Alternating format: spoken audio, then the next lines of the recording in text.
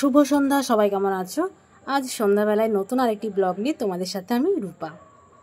আজ রবিবার, সারাদিন বাড়িতে আছি, সন্ধ্যাবেলাটাও বাড়িতে। অন্যদিন তো সন্ধ্যাবেলা বাড়িতে থাকা হয় না, তার জন্য কোনো কিছু বানিয়ে খাওয়া হয় না। আর আজকে যখন বাড়িতে আছি, কোনো কিছু খাবো না তাই কখনো হয়? তো ভাবলাম দোকান থেকে কিনে আনবো, তার থেকে বাড়িতেই বানিয়ে ফেলি। তাই একটু গাজর, আলু, পেঁয়াজ, কাঁচা লঙ্কা কেটে বানিয়ে ফেললাম চিড়ের পোলাও। তার মধ্যে একটু ডিম ফ্রাই করে দিয়েছি। এই দেখো হয়ে গেছে রেডি। এখন শুধু এটাকে প্লেটে দিয়ে সবাইকে দিতে বাকি। তো বাইরের খাবারের থেকে আমার মানে বাড়িতে এরকম টুকটাক বানিয়ে খেলে সেটা বেশি পুষ্টিকর, তাই না বলো? এই দেখো এখন প্লেটে প্লেটে সব তোলা হয়ে গেছে। আর এটা বানানোর সময় একটু সস দিয়েছিলাম, আর এখন আরেকটু সস দেবো যাতে খেতে আরেকটু টেস্টি হয়। দেখো কি সুন্দর লাগছে না কালারটা? কালারটা কিন্তু খুব সুন্দর হয়েছে চিড়ের পোলাওর। তো বাড়িতে এরকম বানালে আমার বরমার সঙ্গে পছন্দ করে, ছেলেও খুব পছন্দ করে। আর অন্যদিন যেহেতু আমি থাকি না তো বানানো হয় না, আর আজকে বাড়িতে আছি, বানিয়ে না দিলে হয়? এখন সবাইকে দেওয়ার পালা। আর বাড়িতে আজকে দিদিভাই এসেছে। তো ও অন্যদিন আসতে পারে না, কারণ অন্যদিন তো আমি সন্ধ্যাবেলার থেকে থাকি না, যার জন্য আসে না। আর রবিবারটা আমি থাকি বলে ও রবিবারটা মাঝে মাঝে আসতে চায় আমার বাড়িতে। আমিও চলে যাই মাঝে মাঝে ওর বাড়িতে। আর দিদিভাইকে দিলাম, এখন বরমশাইকে দেবো, ছেলেকে দেবো, আমি খাবো। আর জামাইবাবুর আসার কথা আছে, জামাইবাবুর জন্য একটু রেখে দিলাম, যখন আসবে তখন দেবো। দেখো ওদের সবাইকে দিয়ে আমার আর তর্স হয়েছে না, একদম মুখে দিয়ে দিলাম। এখন একটু আরাম করে বসে নিলাম। দাঁড়িয়ে দাঁড়িয়ে কি খাওয়া যায়?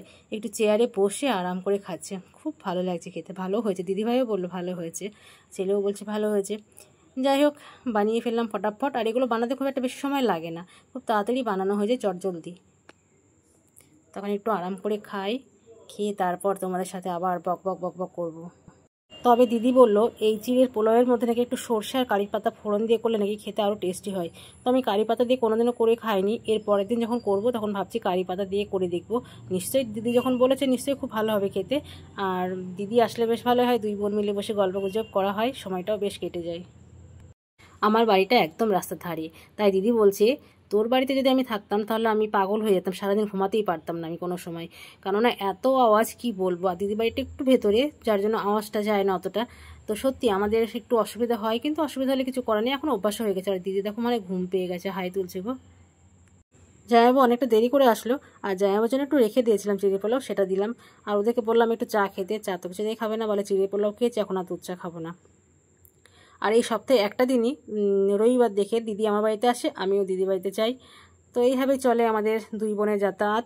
আর দিদি বাড়িটা আমার বাড়ির খুব কাছাকাছি, আমরা দুই বোন খুব কাছাকাছি থাকি, একদম পাশেই বলতে পারো। তো এরকম আমাদের যাতায়াত চলতেই থাকে। এদিকে দিদি বলে অনেকক্ষণ হলো আসা, আর বসবো না, বাড়ি যাই। তো দিদি আর জামাইবাবু চলে গেল। আর আমাদের রাতের খাবার বানাতে হবে রুটি, তো তার জন্য এখন রুটি বানাচ্ছি দেখো। আর সবাই আজকে রুটি খাবো। আর যেহেতু চিড়ের পোলাওটা খেয়েছি, খুব একটা খিদেও নেই, বানিয়ে রাখছি, যে যা খায় খাবে। এই রুটি বানানোটা আমি শিখেছিলাম খুব ছোটোবেলায়, মানে বিয়ের অনেক আগেই শিখেছিলাম, মা বানাতো, সেটা দেখে দেখে আমি শিখে গেছি। অনেকে কিন্তু পারে না জানো তো, রুটি বানাতে কিনে খায়। তো আমার কিনে খাওয়াটা খুব একটা পছন্দ হয় না, বাড়িতে বানিয়ে খাই। আর আজকের ভিডিওটা এই পর্যন্ত থাক। তোমরা সবাই খুব ভালো থেকো, সুস্থ থেকো, সাবধানে থেকো, কেমন? টাটা।